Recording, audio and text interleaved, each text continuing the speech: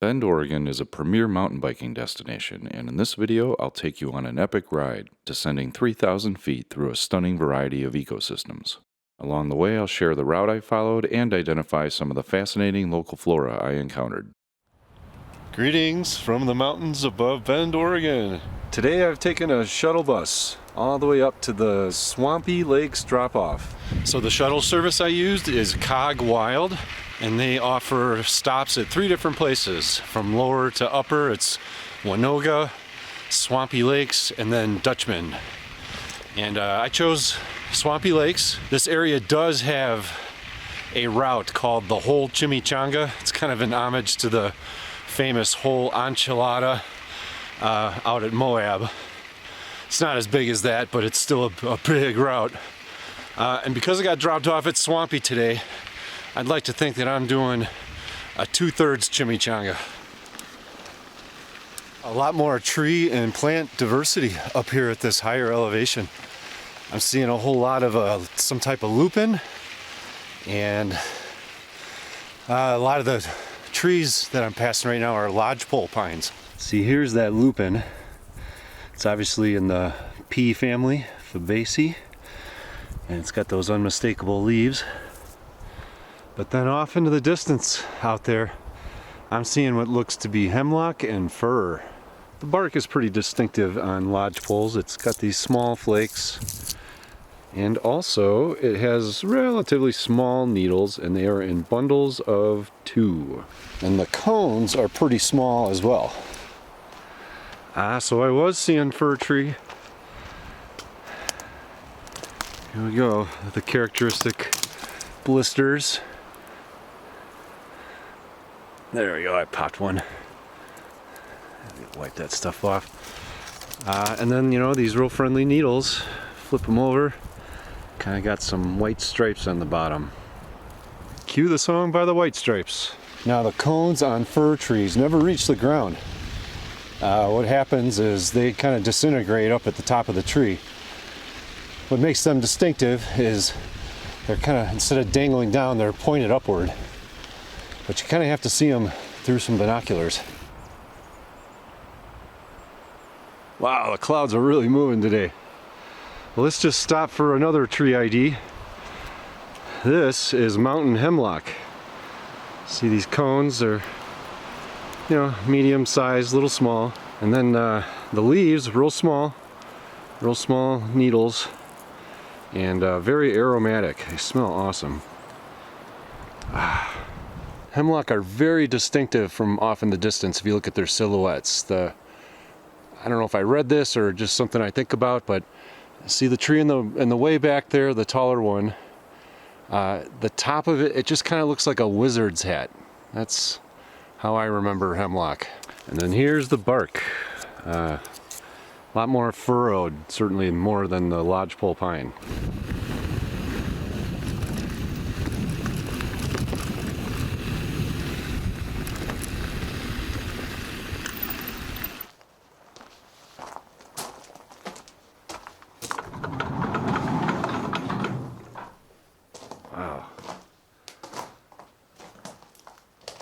Alright, so this is where I got dropped off, and here's the shelter. I've been following the signs to get to the shelter. As you can see, it's crisscrossed with all sorts of trails, so just following the signs to the shelter was my guidepost. But next, I'm trying to find a trail called South Fork. And I know if I just kind of take this counterclockwise and go past this Swede Ridge, the South Fork should be here, and I should be going around some actual swampy lakes. Lost already. For anyone new to the region, I highly recommend investing in this mountain biker friendly map, available at the Cog Wild shuttle service for about $15. It clearly marks key locations, including the Swampy Lakes drop-off point, the shelter, and the start of the South Fork Trail.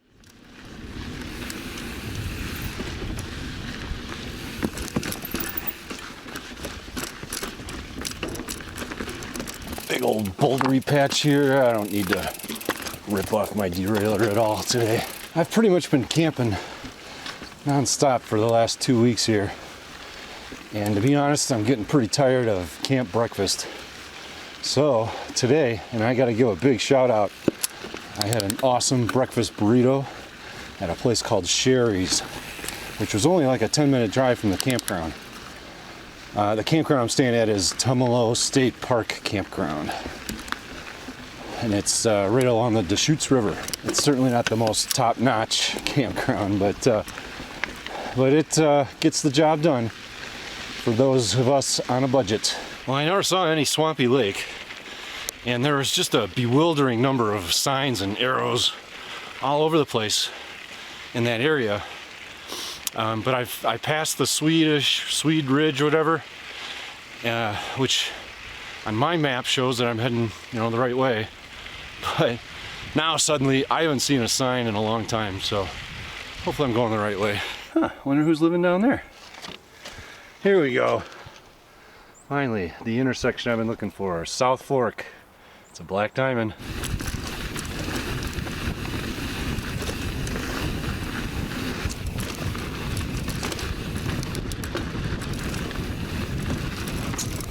Woohoo!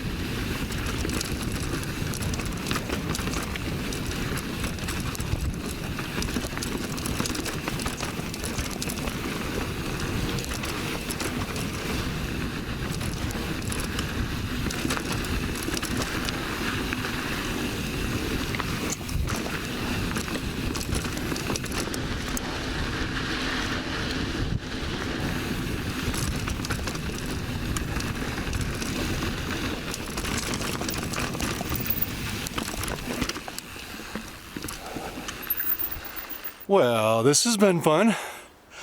Need to stop for a break though. Walking a fine line here of trying to not get sweaty, because if I get sweaty and I get wet, I'm gonna get cold real fast, because it's probably 50 degrees out here.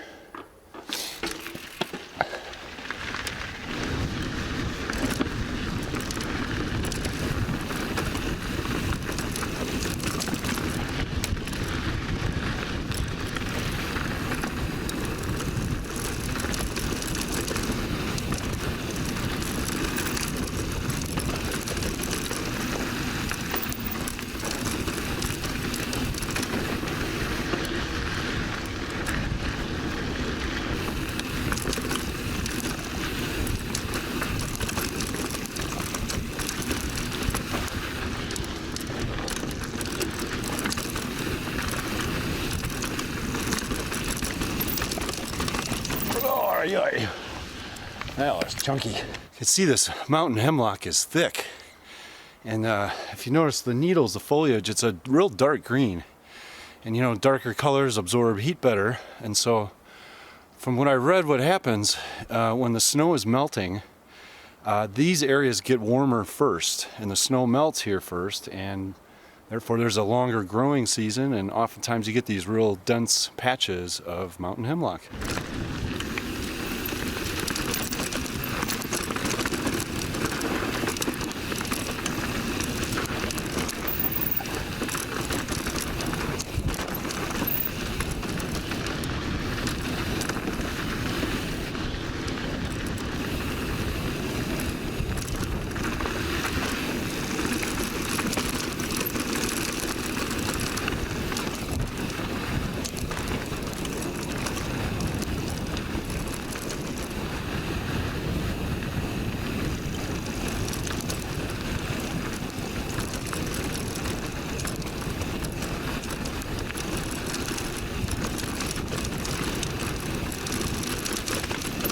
Uh-oh.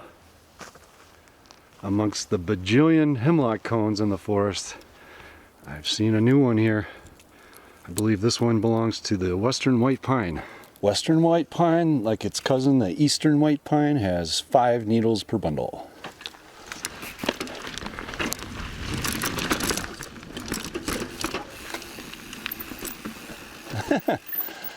Huh. What a wuss.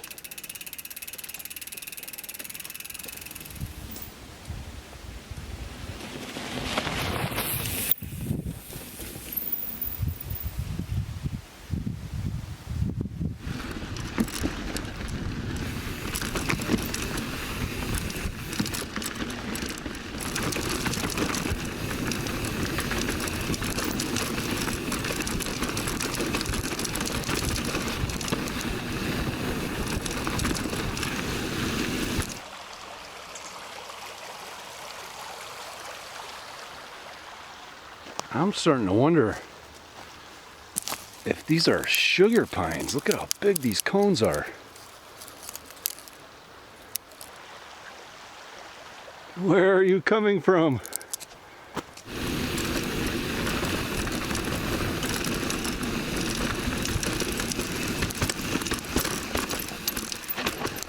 The intersection of Tumalo Creek. So the nice woman who works at that Cog Wild where I got the shuttle, she explained that this Tumalo Creek trail is also a hiking trail.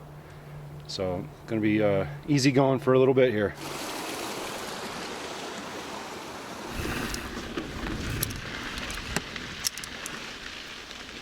Wow, something smells amazing in here. Well, it must be you since you're the only new thing growing. Alternate, simple leaves, no hairs, twigs are green, very shrubby. I have no idea what it is. Well, for as fun as that hemlock forest was, I am kind of glad to be at a lower elevation now because it's a little warmer down here. Looks like we've re-entered the ponderosa pine habitat.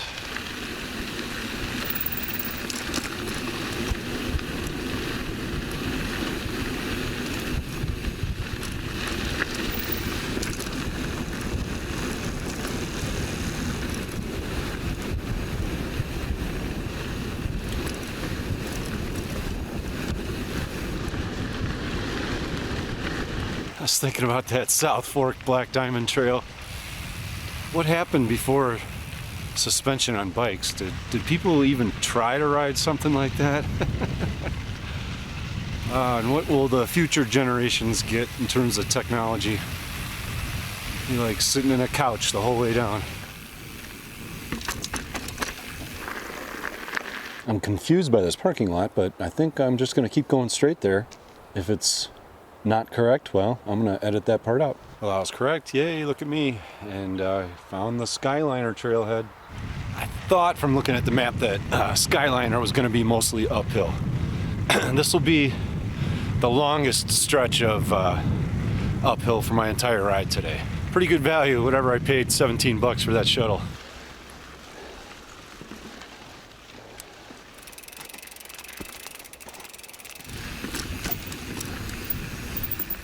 Ooh. Made sure my derailleur did not hit that stump.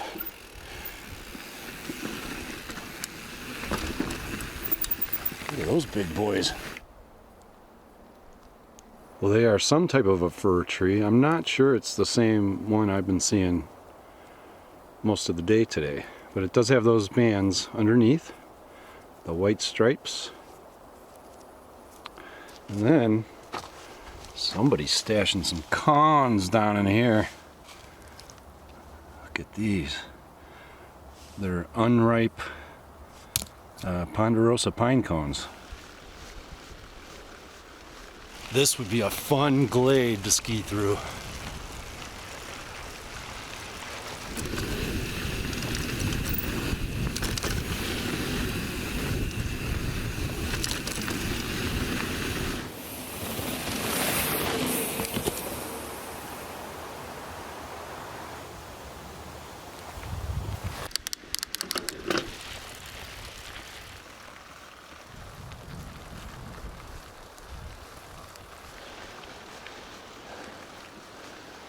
So that junction is where I was in, well, I guess my last bend video.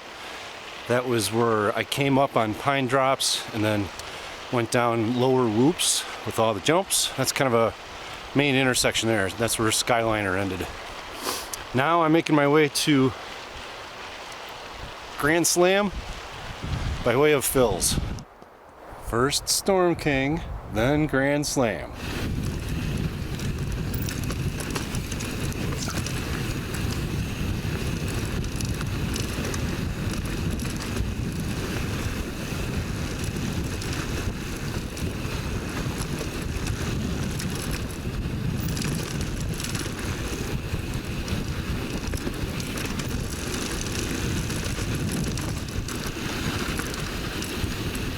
Wow, that first section, there were parts where I didn't even pedal. It was the most perfect grade, and you got to go fast, but it was flowy, it was smooth. That was really nice.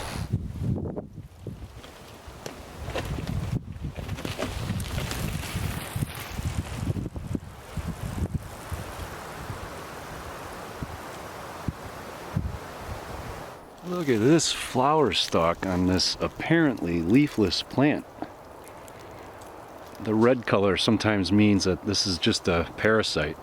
Doesn't need leaves, doesn't need to photosynthesize. It's parasitizing probably the trees. It's actually a mycoheterotroph, where it takes energy from certain mushrooms, which in turn get their energy from the pine trees.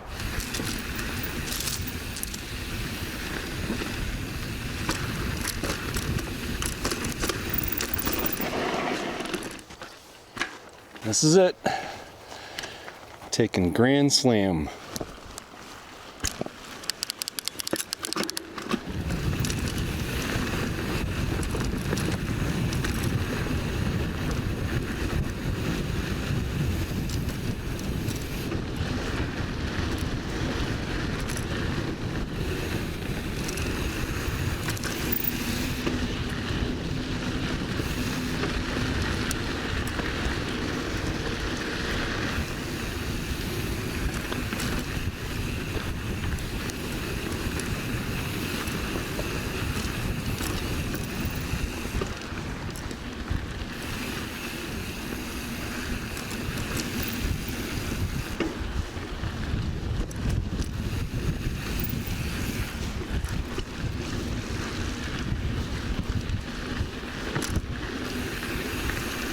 That Grand Slam was a lot of fun. This area I'm in now is where Voodoo, Grand Slam, and Ticket to Ride all kind of come together. And I'm done. I'm hungry.